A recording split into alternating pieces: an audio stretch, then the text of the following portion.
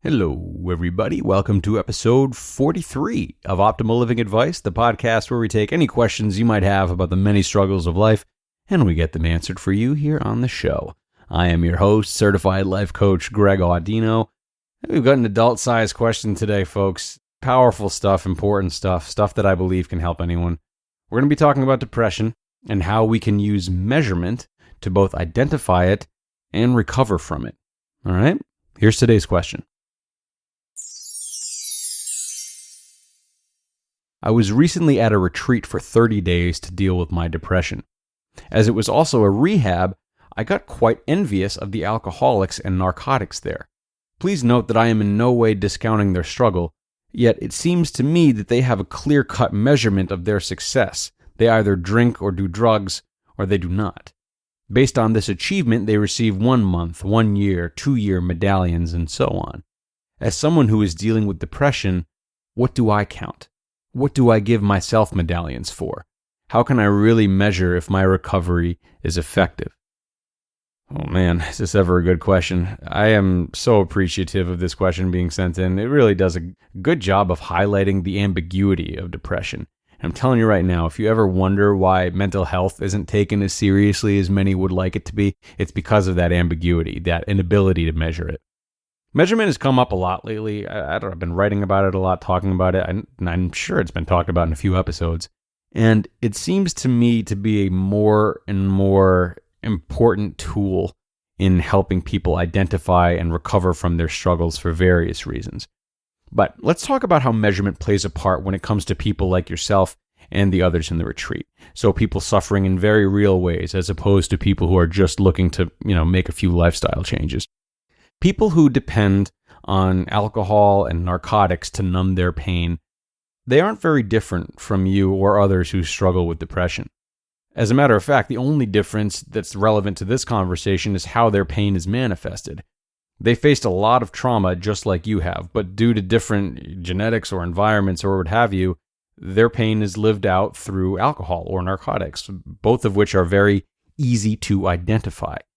Everyone can physically see someone take a swig of alcohol 1 time or 1,000 times. Everyone can physically see the immediate effects of alcohol too. And the same goes for narcotics on both ends. There's no hiding it. There's nothing to wonder about. The evidence is clear. So few people, especially outsiders, choose to dig any further. They don't necessarily need to. They see what's happening. That person drinks a lot. I see the effects. It's the drinking that's causing their life to fall apart. So if they stop drinking, they recover. That's the line of thinking. Needless to say, there's still a why underneath, though, which is what the retreat would have helped these people with if the counselors were doing their jobs correctly. But even if people with these addictions still struggle with the reasons that make them want to drink or do drugs excessively in the first place, there's inevitably some progress being made if on the outside they can see that their lives are changing through palpable ways, such as less consumption. What's up to you to figure out for yourself is how your depression manifests, if not through alcohol or narcotics, which again is something I hope the counselors at the retreat started to help you with. We can touch upon it here though, and I think there are 2 comparisons for you to make to start that process, so listen up. The first comparison to pay attention to is how your depression affects things now versus how things were like before you were depressed. Now, if depression has been a lifelong struggle, this won't be a very useful comparison. That's okay, because the second comparison I'll provide in a second will be just fine. Otherwise, if the depression has not been a lifelong battle, hone in on how things were different and more preferable before the depression set in. What things did you used to do that you would like to do now, but you can't muster up the strength to? Depression is a slow-moving thing whose effects are gradual and sometimes hard to see. But if you can get a clear look at the differences between now and then, things might become clearer. You might also ask a loved one to help you with this comparison, someone who has known you and seen you since before the depression. The opinions of an outsider in situations like this can be super helpful. So don't be afraid to reach out to someone close to you about that with that question. The second comparison to make, regardless of when your depression set in, is how your depression affects things now versus how you'd like things to be. This is basically you just getting clear about what in your life is not working the way you want it to, and what changes you visualize happening for a life that you're happier with. So create a very specific vision for yourself, maybe 6 months, 1 year, 5 years, whatever down the road. Do your best to get clear about how you want your life to be, or as many aspects of it as you can. Then work backwards to create steps you can take now to make it that way. The visions you conjure up of a life that's more desirable might cross over between the two comparisons. A future you want might include things that you used to have from the past or brand new things, whatever. It doesn't really matter. What does matter, and the point, is that someone addicted to alcohol or narcotics recognizes a better life as a life without alcohol or narcotics. So they create steps towards that and reward themselves based on those steps. Your means of change and rewarding yourself for change works the same way.